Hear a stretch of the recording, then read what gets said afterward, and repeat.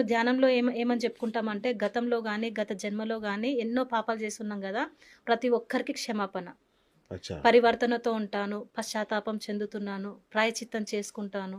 నా దుష్కర్మలన్నింటిని విపాకం చెయ్యు హ్మ్. అని నేను కోరుకొని వీలైతే నేను సేవ చేస్తా.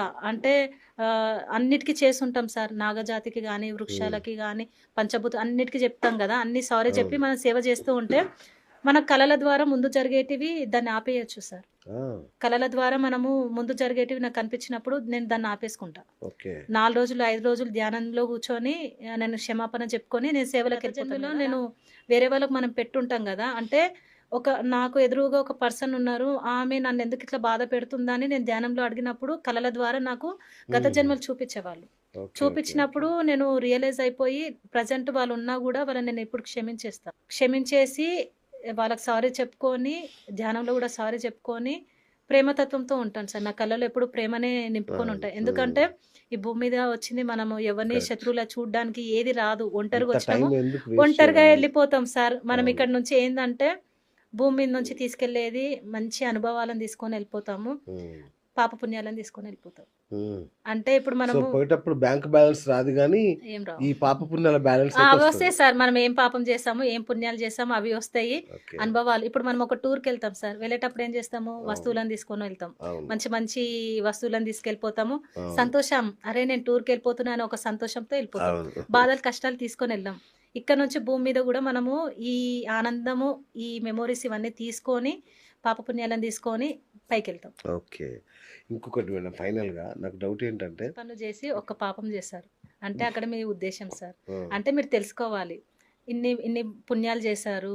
మళ్ళీ పాపం చేసినప్పుడు, అయ్యో! నేను ఈ పాపం ఎందుకు చేసినా, ఇది చెయ్యకూడదు గదా! ఇంక నేను దీన్ని చెయ్యను అంటే అక్కడికే ఆగిపోతది. హుహు. నీ తప్పు నువ్వు తెలుసుకొని మళ్ళీ తప్పు చేసినావనుకో హ్మ్. అది ప్రాబ్లమ్ అయితది. దీనికి గూడా నేను ఒకటి ఫర్ ఎగ్జాంపుల్ చెప్తాను. హ్మ్. పైన లోకాల ఇద్దరుంటారు సార్. ఇక్కడ ఒక వ్యక్తి ఏం చేశాడంటే ముంబైలో, ముంబైలో ఆయన ఏం చేసేవాడంటే రాత్రంతా దొంగతనాలు, మర్డర్‌లు ఆడవాళ్ళని హింసించి డబ్బులన్నీ దోచుకునేవాడు. హ్మ్. రాత్రంతా ఈ ఈ ఇవన్నీ చేసేవాడు. అన్నీ దోచుకునేవాడు. పొద్దున ఏం చేసాడంటే అన్నీ దాన ధర్మాలనమాట.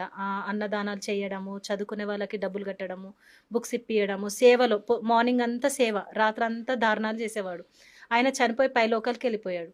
ఎళ్ళిపోయిన తర్వాత ఆ ఇద్దరు ఎవరైతే ఉన్నారో ఆల్రెడీ ముందు చనిపోయిన వాళ్ళుంటారు గదా! అన్నదమ్ములు. వాళ్ళేం చేస్తారంటే, అరే! మనకంటే ముందే అంకుల్ ఇక్కడికొచ్చాడు గదా! ఎంతో మంచి వాళ్ళకి ఈ దారుణాలేం తెలీదు. తెలవదు గదా! మంచి పనులు చేశాడు గదా! ఆయన మనకంటే మంచి ప్లేస్‌లో ఉంటాడని జెప్పి అక్కడ ఎతికితే ఎక్కడ దొరకడు. 5 తలాల కింద మొత్తము ట్రైనింగ్ సెంటర్‌లానే ఉంటాయి సార్. అంటే అక్కడ మొత్తము ట్రైనింగ్ ఇస్తారనమాట.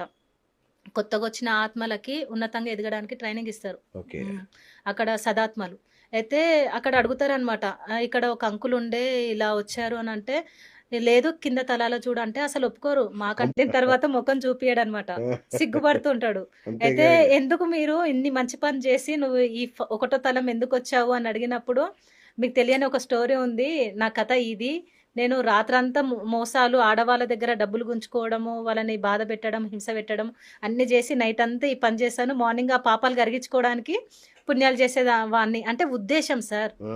ఆ ఉద్దేశ్యమే. ఏదైనా గూడా ఉద్దేశ్యం. ఆయన చేసే ఉద్దేశాన్ని బట్టి కర్మలుంటాయి. ఇప్పుడు ఆయన అంతా అన్నదానాలు చేశారు. కొంతమంది ఎన్ని అంటే అవును. కొన్ని బయట తప్పులు చేస్తారు. అవి కరెక్ట్. పోవడానికి కరెక్ట్. గుళ్ళ దగ్గర అవును. అంతే గదా! ఇవన్నీ అవును. చేస్తారు గదా! అవి పోవు. కానీ పోవా? ఓకే. ఏమనుకోవాలంటే ఈ తప్పు నేను చెయ్యను. నేను హ్మ్. చేసుకున్న దానికి ఇంకోసారి చెయ్యను. చెయ్యను అంటే పోతాయి సార్. ఓహోహో! ఆత్మజ్ఞానం ఎప్పుడైతే ఇప్పుడు జరిగిన దాన్ని నేను ఒప్పుకుంటున్నా. ఇంకా మిగతా నేను చెయ్యను. ఇక్క నుంచి నేను ధర్మంలో జీవిస్తా అని ఒప్పుకుంటే మాత్రం పోతాయి. ఓకే. లేదు నువ్వు అక్కడ తప్పులు చేసుకుంటూ, ఇక్కడ పుణ్యాలు చేసుకుంటూ ఉంటే మాత్రం అవి లైఫ్ లాంగ్ అంటే అవి యాడ్ అవుతూనే ఉంటాయింక. అంతే. అంతే. ఇప్పుడు రైట్. కొంతమంది నదీ స్నానాలు చేస్తారు సార్. అవును. పుణ్య పుష్కరాల టైంలో అవును. అవును. కర్మలన్నీ పోవాలి అని అందులో మునుగుతూ ఉంటారు గదా! హ్మ్. ఇప్పుడు కాశీ ఉంది సార్. అక్కడ నది ఉంటుంది గదా! అక్కడ ఎంతోమంది ఆ ఒడ్డున బ్రతుకుతూ ఉన్నారు గదా! మరి వాళ్ళందరికీ మోక్షం రావాలి గదా! ఆ హ్మ్. నీళ్ళలో ఉంటారు గదా వాళ్ళు. అవును. కర్మలన్నీ దగ్ధం కావాలి గదా! నీళ్ళల్లో మునిగితే పోతాయంటే అది కాదు సార్. అవును. అదేంటంటే నువ్వు ఈ కర్మల్ని దగ్ధం చేసుకోవాలి. అంటే ఎప్పుడైతే ఆత్మజ్ఞానం పొందుతామో ఉన్నతంగానే ఉండాలి సార్. ఇప్పుడు కొంతమంది ఎలా ఉంటారంటే, ఏ కర్మలు, దుష్కర్మలు చేయకుండా సేవలో ఉంటారు. ఏ పాపాలు ఏవి ఇప్పుడు పత్రి సార్ ఉన్నారు. హ్మ్. ఆయన ఎంత అద్భుతం ఇన్ని లక్షల మందిని, ఇంతమందిని తయారు చేశారు. ఇంతమంది గురువులను చేశారు. ఆయన వల్ల ఎంతమంది జీవితాలు అద్భుతంగా మారిపోయినాయి. అలా నువ్వు ఏది ఆశించకుండా కర్మలు దగ్ధం చేసుకొని సత్యంలో జీవిస్తే ఉన్నతంగా మారిపోతావు. పైలోకాలకు వెళ్ళినా గూడా అది మీ చేతుల్నే. హ్మ్. పరమాత్మలో కలవాలి మనం అనుకున్నప్పుడు ఇంకా అంటే ఇంకా ఎదగాలి సార్. అది హ్మ్. చాలా కష్టం. అంటే మనకి ప్రతిరోజు గుణాలు మారుతూ ఉంటాయి. ఆ గుణాలని తట్టుకొని మన స్టాండర్డ్ అవ్వాలి అంటే హ్మ్. మన మనసుని కంట్రోల్ చేయాలి. మన ఓకే. మనసే మెయిన్ ఏందంటే మనం ఉన్నతంగా మారాలి. ఆ పరమాత్మలో కలవాలంటే కొత్త కర్మలు చేయకుండా ఓకే. మన మనసులో అంటే గుణాలు మారకుండా అరిషడ్ వర్గాల్ని కంట్రోల్ చేస్తూ అంటే ధర్మంలో, సత్యంలో జీవించినామనుకోండి ఆ స్థాయికి వెళ్ళే అది ఉంటది మనకి. మళ్ళీ పైలోకాలకు వెళ్ళినా గూడా మన చాయిసే అన్నమాట. అక్కడ వావ్! ఎన్నో లోకాలు ఉన్నతమైన లోకాలుంటాయి. హ్మ్. అక్కడ మనకు నచ్చిన దాంట్లో మనం వెళ్ళిపోయి నచ్చినట్టు ఉండొచ్చు.